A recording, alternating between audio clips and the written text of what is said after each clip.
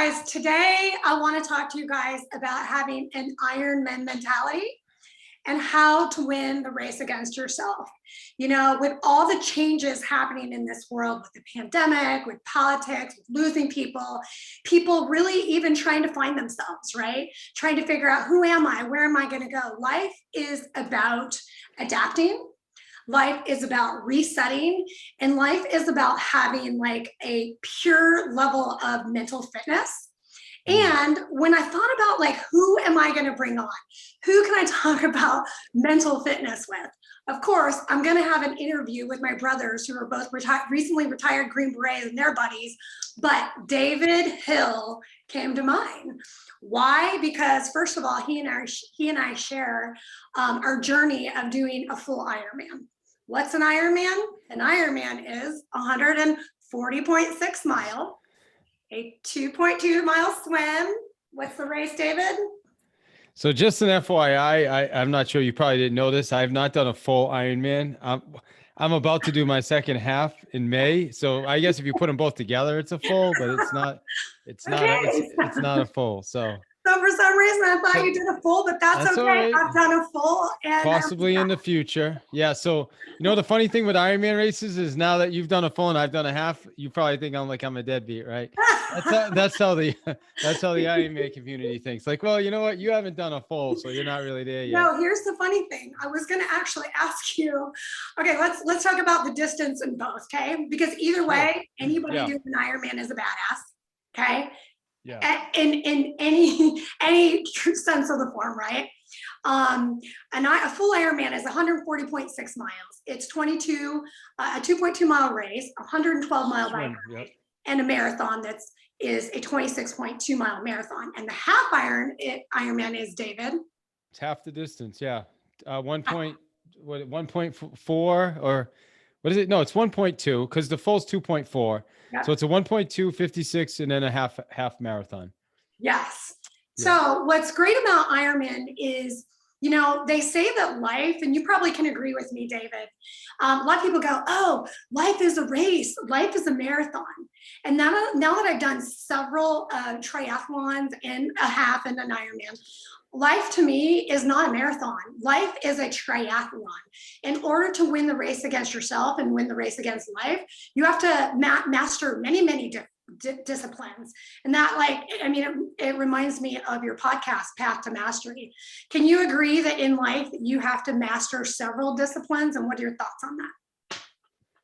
Yeah, absolutely. I mean, I think there's a lot of disciplines that, you know, become clear when you do these races. When I signed up for the 70.3, I had never done anything, not even a sprint, and I wasn't even a swimmer. So I had to overcome the obstacle of learning how to swim, which was a challenge. I almost quit a lot of times. You know, I remember going into the pool one of the first times, and I swam 2 laps. I went down to the end of the pool and back, and I thought I was going to die. Like, I thought I was going to drown.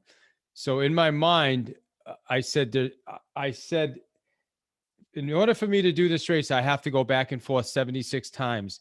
I did twice, and I feel like I'm going to drown and die. I said, it's impossible. I swear I said, impossible. I called Adam, who was my coach at the time, and I said, Adam, I can't do this. I got to get out of this race. And I told him, and he said, stop being a biatch, is what he said. He said it more direct. I tell myself that sometimes. Yeah. And he said, and hire a coach. And I said, coach? He's like, yeah, hire a swim coach. I didn't even know swim coaches existed. So that's where I started. You know, a couple of weeks later, I did, 4 laps. I was like, holy cow. You know, month and a half, 2 months later, I did 16 laps. I'm like, holy shit, 16 laps, But yeah, I mean, I could do this. Yeah, and I'm off topic here with your question, but it does show up in all the areas because it makes you focus on fitness. It makes you focus on your eating habits for energy, hydration. Makes you focus on your sleep patterns, when you go to sleep, when you wake up, as well as you have to work it into your schedule. I mean, when you have 4, 5, 6 hour training blocks, and then with a full, you've got 10, 11, 12 hour training blocks, you have to be able to fit those into your schedule somewhere. Yeah, you have to figure out how to balance life. Like you said, how to balance your food, which is your fuel, Yeah. right? And in business, we need to be fueled mentally, emotionally, physically, and definitely spiritually. You might have seen some of my videos. I always talk about move more to be more, move more to be more. And I know Yeah. you're a coach as well. And I know you have a podcast called Path to Mastery, which has thousands of downloads. Am I correct? Yeah. We're at about, I think 350,000. Very nice, more than thousands. Well, yeah. I mean, in the podcast world, that's decent. It's not, there's people that have millions of downloads. So that's our goal, but yeah, it's Very good. nice. And so going back a little bit, you're also a realtor at EXP. You're a rock star. You're a coach. Tell me, Path to Mastery, where'd you come up with that title? What does that mean to you, and who do you help? Yeah. Path to Mastery is really, it's a journey, in my opinion. It's where it's the equivalent of somebody that's always learning based. You're always learning. You're on the path. You want to get better. You want to know more. You want to do more. It's just never ending. That's why, in my mind, I don't think anybody ever becomes a master. I mean, if you looked at like Bruce Lee, you could say Bruce Lee was a master, but even Bruce Lee would tell you, no, there's still more. I can still get better. I can still take it to the next level. To me, that's mastery. You look at Tom Brady behind me.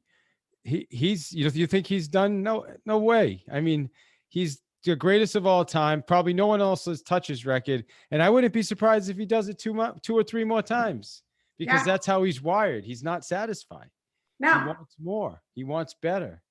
He wants Well, next level. I mean, you see him out there screaming I don't know if you watch football, but yeah, I mean, the guy's intense. Like he's yeah. screaming at the players. Like, you know what I mean? I love that. And he brings the passion. He's Yeah. like, if as long as I'm here, I'm going to do this. You're either all in or all out. And I'm still here, and I'm all in, right? Yes. Yeah. And that's what I love about that. That's what I like about your videos. And also anybody that's training for any race, endurance race or what have you. I am not training for another triathlon. Once you get the tattoo, I was going to ask you earlier if you got the tattoo, but I I guess don't think you get a tattoo for a half, right? Yeah. You get the tattoo for the get full. a tattoo for a half. And people keep asking me, Tanya, you're gonna get the tattoo? I'm like, I'm gonna be 47 soon. Like, is it weird to get the tattoo like 14, 15 years after the race? I don't know. No idea. I'm like, I'm not sure about that. So what I want to do is have a discussion about um, business, right? And adapting and in life. When I did my Ironman, and you could probably relate to this, I remember doing all these races and then showing up to Ironman. Never, by the way, I was never a swimmer either. I signed up to just lose weight. I didn't even know how to swim, and I'm swimming in the Pacific Ocean. A couple years after that, the same route that we swam in, there was the great white attack, and it was in the same position I'm in. So I haven't been in there since. So, anyways, when the night before my race, somebody says, "Where are you going to be?" And I'm like, "What do you mean?" He's like, "Where are you going to be?" He goes, "Are you going to be in the back, middle, or the front?" And I was like, I'm not sure what you're talking about. He's like, "Tanya, it's a mass start. We have never Mm. done a mass start." So I think that in life, we have to be in the back, the middle. If we're in the back, middle, or front, we have to decide if we want to go to the next level. Like, how do we get there? So my question to you is, first of all, tell me why you're training for this new uh, race. I know that you've had some changes in your career and that kind of thing. And I've noticed that you signed up for this race and you're just ready to go. Why are you doing that? And how does it relate to where you're going in life? Oh, yeah, I would say I'm doing this race because I had two races booked in 2020 that were both canceled. One was refunded, and one, I chose this race in Florida. I honestly wasn't going to do another one. To be honest, because the amount of training and, like you said, switching careers, but I just decided to do it, after sitting around for a year with COVID. I feel like I got a little bit out of shape. So I felt like this was like almost like a hack to get back in optimal shape, which obviously that's what happens. It pushes me. I like pushing myself. I'll be honest, I don't love, like last Saturday I had a 3-hour stationary bike ride in my basement. You know what I mean? And then an hour run. That's not fun, as you know, but it's amazing when you're done. You feel like you could run through a brick wall when you're done with it. So yeah, am I going to do any more after this? I don't know. Am I going to do a full? I don't know. Who knows? Maybe in a couple of years I may do a full, but it teaches you discipline. It teaches you structure. It teaches you to be way more efficient and effective with your schedule. I mean, I get up at 4 a.m. It's not like like my workday starts at 8:20. So just because I've got a 4-hour workout, well, I can't start my workday at 11 a.m. I got to get up at 3:30 if I have to. You know what I mean? So I've set it up that way, and it really makes you feel like unstoppable to an extent. And I love I that. train hard. I did my last one was 650. I went into it with a goal. I'm going to break 7, and I did. And I feel like I could have done more, but I stuck with my coach's advice. She wanted me to pace myself, and this year I'm going to break 6. So I'm sorry, I'm going to break. Yeah, I'm going to break 6. So I want to take 52 minutes off the time, and I think I'm close now. I love it, man. More power to you. Training inside. I've had some nice areas to train where I haven't had to train inside. Yeah. Well, we're getting nice weather now, so now we can start going outside if we want. Yeah, congratulations on PRing. I saw your post on, what was it? You PR'd a ride. Is that it? Just recently? Maybe I'm having an issue with my Swift, so it's giving me way more wattage than I probably should have. So I've got to figure out how to fix that. I don't know if I need to download the app, but yeah, it was a fun ride to average. I think I was average 27 miles an hour. I do not do that. Nice. I'm probably average about 17 to 18. That was probably God's way of like just saying, I'm going to bless you You today. can do this. Yeah. Right? You got It's this. interesting. Yeah, it's interesting because you're I right. think When I'm that doing it, I'm like, why can't I just really do this? You know what I mean? It's crazy. So I yeah. actually don't ever trust like being on trainers and the bike or like running on the treadmill. I feel like it's almost easier. Well, let me have you guess what my time is for the Ironman. What do you think my time For the was? full, Mm-hmm.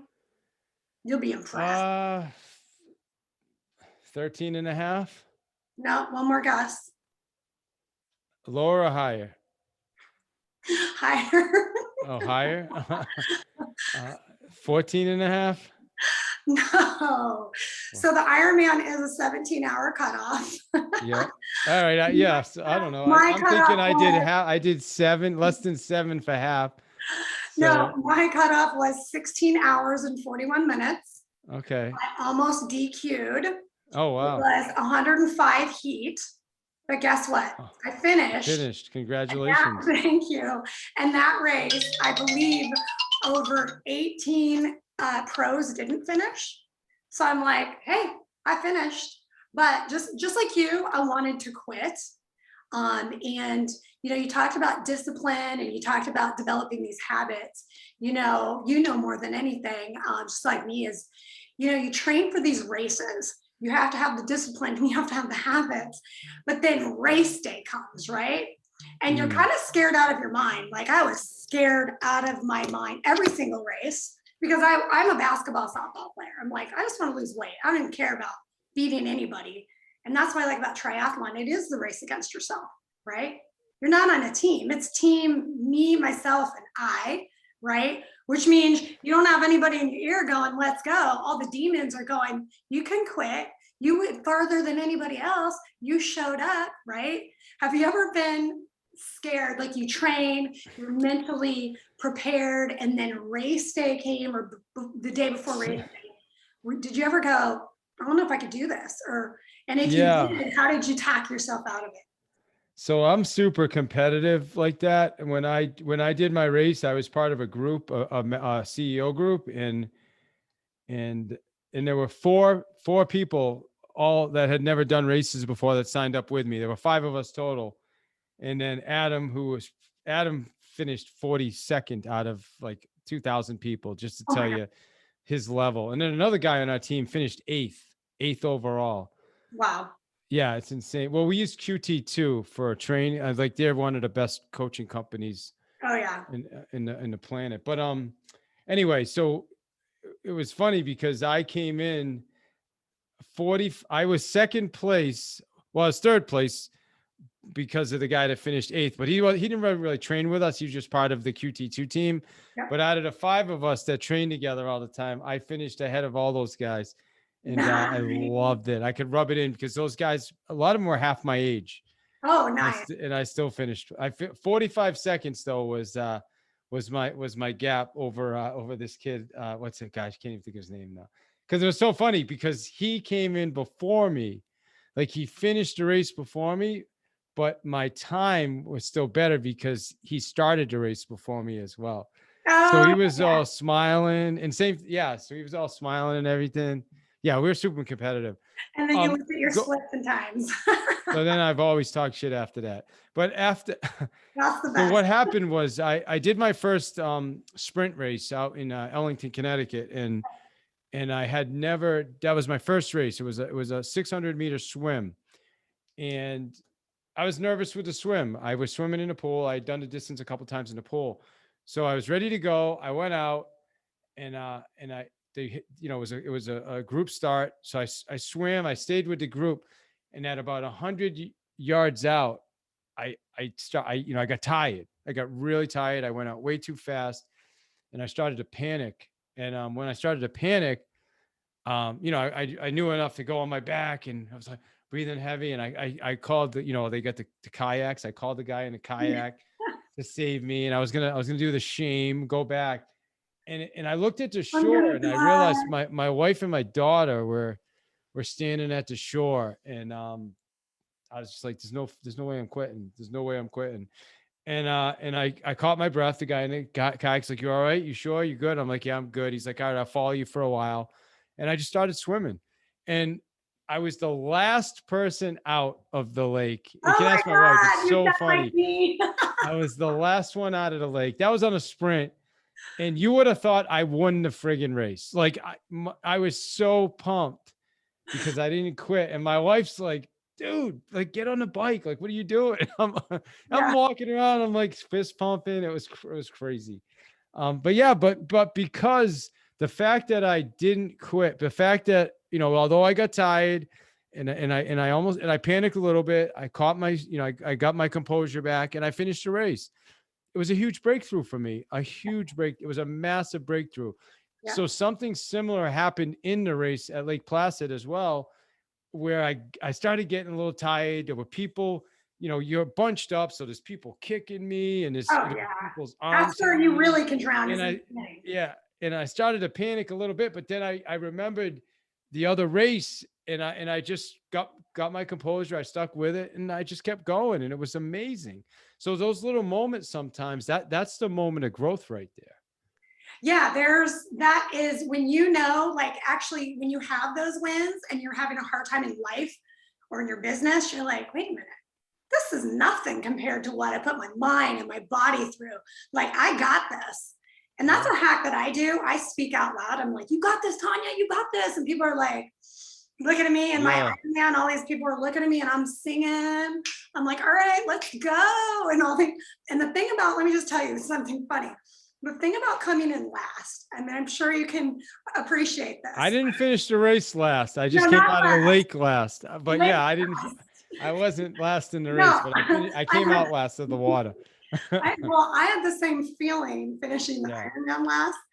Usually, like on TV, you see they save it for like. Did you finish last? You were the last person through. I wasn't the last person. All right. But out of 2,000. But you just beat the time. I was the last group. And usually, when I watched it, they always save it for like people that are handicapped, like without any limbs, those kinds of things. And I was handicapped because. Hey, it's all good. You finished though, right? That's so hurt. But like those, like people that can go the long distance like that are the ones that really, really like, like that, a lot of that was just mindset in the brain. Yeah. So I love that. Okay. So basically you were scared, you showed up. Okay. And then you finish and you're like, that's a breakthrough. Now, let's talk about adaptability, how that relates to, you know, life and business.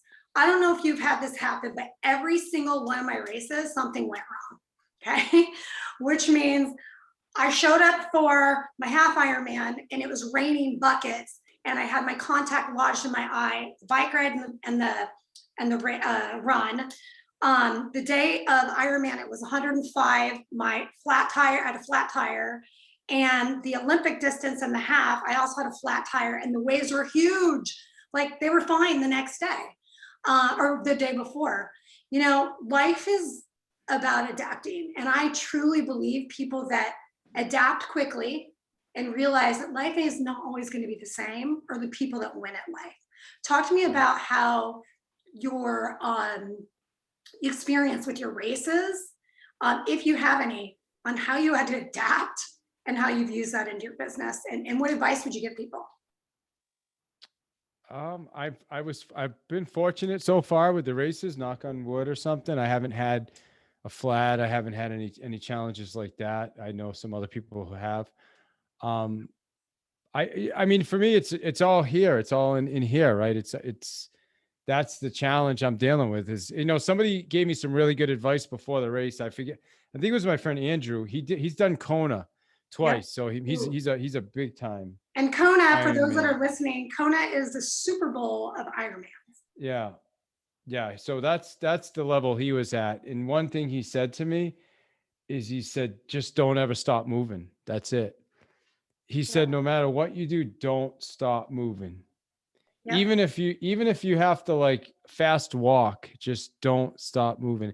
So that was just always in my mind. Just don't stop. Just don't stop. Like in the run is just weird because you start off really strong, right? Like I started off strong. I was flying. And then at like around mile 7 or 8, you're just like, holy cow, like something's different. It sucks, Yeah. you know what I mean? And That 8 yeah, miler, but everybody goes, what are you doing? I just kept saying to myself, don't stop. Just keep moving, keep moving, keep moving. Don't stop, keep moving. I think it was a combination of both of those. And I'll tell you, Red Bull, they were handing out Red Bull for like the last 3 miles. That was ridiculous. Like it was amazing drinking that Red Bull. Like it brings like It's I'm like not rocket I fuel. don't make anything from Red Bull for saying this, but that Red Bull was like what got me through the end of that race, man. Those last 3 miles. Did they pass out Red Bull at yours? They didn't pass it out until like the last 3 or 4 miles, I No, think. they didn't pass out Red Bull. And because I had never done a marathon, when people go, have you ever run a marathon? I'm like, well, technically no, but I did run a marathon after 112 bike and a 2.2 mile swim, and I finished. The problem is because I never ran a marathon, I never knew what all that stuff was for. Like, meaning they probably had Red Bull, but I didn't know, you know, the soda was for like sodium. Oh, You so yeah, know, yeah, yeah, I yeah. didn't, because I don't drink soda, right? I didn't know the Yeah. petroleum over there was for so you don't chafe. Like I learned all the lessons like Yeah, yeah, yeah, really yeah. hard. Like by the time I got to the finish line, I was bleeding, just Oh, shaping so yeah, it bad. was a mess. I was a mess in a lot of areas too. That's weird. Those are things you don't expect, right? No, But yeah, it's because just yeah, the way that stuff. But yeah, I mean the same thing with Coke. I didn't realize like I never drink Coke. Like in my mind, Coke's like poison. yes, mine too. But you know, halfway through the race, you know, you're drinking Coke and it's working. Yeah, Like you need that sugar burst, you know, and that, like halfway through the run, I mean, not the race. A friend told me start drinking Coke, but they didn't give you Red Bull till the end. And I think yeah, no. I mean, because they know you'll probably crash. yes, it probably would have helped me. You know, Mhm. going back before we finish this, is I was thinking about what you said about don't stop, right? Just keep moving. A Yeah. lot of people think if they sign up for a race that they have to literally move for 10, 12, 14 hours. I mean, you obviously during transition, you got to have your transitions dialed in, but it's just about finishing. And when people ask me, you know, what was your time in the run and did you run? I'm like, I don't even remember running actually. All I know is I finished. But what got me going back to what your friend said is I was so scared to do any of these races. And I was training with 4, 5, 10-time Ironmen in Cardiff, California. Like 80% of them quit. And they're like, oh, you don't have to do it. And I'm like, I paid for this. I don't know what I'm capable of unless I show up. I'm probably Sure. going to die and I probably won't finish, but I'm going to keep moving, put one foot in front of the other, and show up scared. Because let me just tell you, I was trembling, especially when I found out it was a 2,000 mass person start. It was terrifying. But would I do it again? I would if I was not so old. My Yeah. body didn't hurt. Well, I'm older than you, so um, But you're fit. the other reason, going back to what you said initially, is I'm scared to do an ocean swim, and that's part of the reason I'm doing this race. I've never done an ocean swim, Yeah. and I said I would never do it, and now I'm going to do it. I'm going to just, Oh, you know, where? What's that race? it's in Florida. It's wherever what's geez, I can't think. Gulf Coast. Nice. Okay. May 15th. Yeah. So that's something I've never done. So in my mind that's another a barrier or breakthrough that I'm going to have by making that ocean swim. I love that. Face your fears, right? Because it's usually in our head. Yeah. Yeah. I'm excited for you. So is there anything else? First of all, it was such a pleasure talking to you. I love talking to people that are training for something. You're motivating me. I'm seeing you. I'm doing the 75 hard because I'm also training for either a 24-hour go ruck heavy. I got to 20 hours the last time. I need to finish that last 4 hours, or potentially do another triathlon, not Ironman. What would you like to leave the listeners with when it comes to taking on life and winning the race against yourself? What are like the, 1 to 2 nuggets that you can share with them that'll help them, win the race against themselves?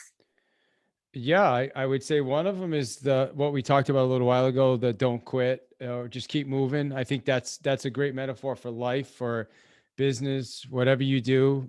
I'm in the process of building a coaching company. It's a Same lot more thing. challenging than I expected. So, I'm always looking for clients. I get clients leave, it's just you just got to keep moving though. You keep moving forward. You keep hiring web developers. Now I need a marketing guy. It's just, but you just keep moving. You're talking to people. I'm on calls all day with different people that are interested.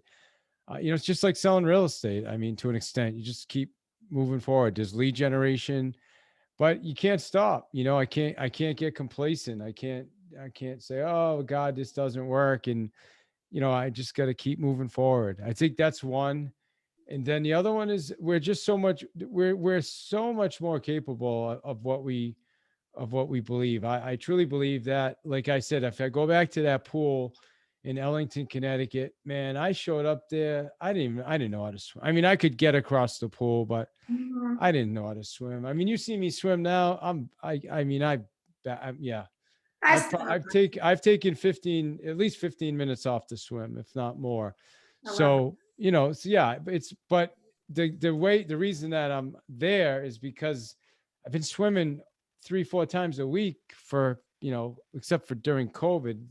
I probably took 6 months off, but other than that, I've been going 3-4 times a week for 2 years. Yeah. It's a consistency, Yeah. right? Same thing with the bike. I got on a bike Be consistent. I got on the bike in this January to start training again for this race. I couldn't believe it. My first hour, I averaged 14 and a half miles an hour. I'm like 14 and a half. I was discouraged. I'm like, what the hell? In my race, I think I averaged 16 and a half, and then I just said, you know what? It's my first ride in ages. So I kept getting on. I'm averaging, well, I could say I'm averaging 27, but that's not accurate, but I'm 17 and a half to 18 right now. Love it. And that's happened in less than 4 months, And but it's it's by because showing up every day. you're showing up and you're moving. And that brings me to 2 sayings: play hurt, show up, play hurt, and move more to be more. Yeah. Sound good? Yes, ma'am. All right. How can they find you, David? Yeah, my site is davidihill.com. Just go to my website, davidihill.com. All my contact information is there. I'm also in Clubhouse. If you go to davidhill.club, If you're in Clubhouse, love to see you in Clubhouse, davidhill.club. Follow me.